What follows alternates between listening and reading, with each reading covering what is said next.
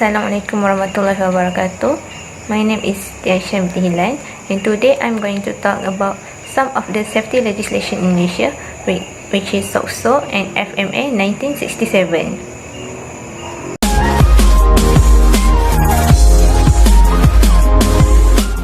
Social Security Organisation, Socso, is also known as Perkeso. So, what is Socso and Perkeso? Socso is a Malaysian government agency that was established to provide social security protection to employees under the Employees Social Security Act 1969. Do you know the function of Socso? Well, function of Socso are registration of employer and employee, collect contribution, process benefit claim, process compensation, and provide vocational and physical rehabilitation. So, why is Socso important? Socso is important because it is created to protect and compensate us when we suffer from work-related injury. There are two schemes under Socso, which are Invalidity Scheme and Employment Injury Scheme. Invalidity Scheme will cover for permanent injury, while Employment Injury Scheme will cover for temporary disablement that cause employee unfit to work for more than 4 days.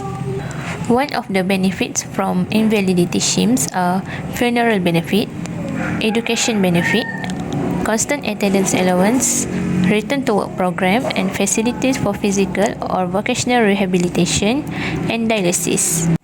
Next, the benefit of the employment injury scheme are medical benefit, education benefit, constant attendance allowance, return to work program, and facilities for physical and vocational rehabilitation.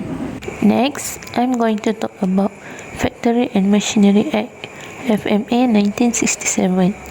But before that, do you know that most of the working sectors are covered by OSHA 1994? 90% of the working sectors are covered by OSHA 1994 except for armed force and watchship. However, only some of the sectors are covered under FMA 1967.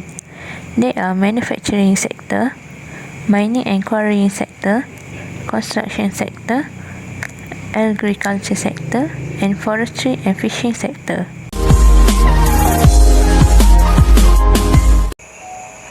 What is FMA? FMA is an act to provide for the control of factories with respect to matters relating to the registration and inspection of machinery for matters connected. The table shows the statistic of occupational accident that happened by sector from January until October 2020. As we can see, it is obvious that the manufacturing sector held the highest number of accidents that happened. These are the reasons why FMA 1967 are established. There are 6 parts of FMA 1967. Part 1, Preliminary. Part 2, Safety, Health and Welfare. Part 3, Person in Charge and Certificates of Competency. Part 4, Notification of Accidents, Dangerous Occurrence and Dangerous Disease. Part 5, Notice of Occupation of Factory and Registration and Use of Machinery. And lastly, Part 6, General. For Part 1, the workplace must accurate with the definition of factory. For Part 2, the premise and machinery must be clean and safe, while the employees must be trained and supplied with adequate facilities for clothing, storage, drinking water, and first aid kit. For Part 3, the machine operator must be trained for 3 to 4 years. The average age for a machine operator is 40 years old.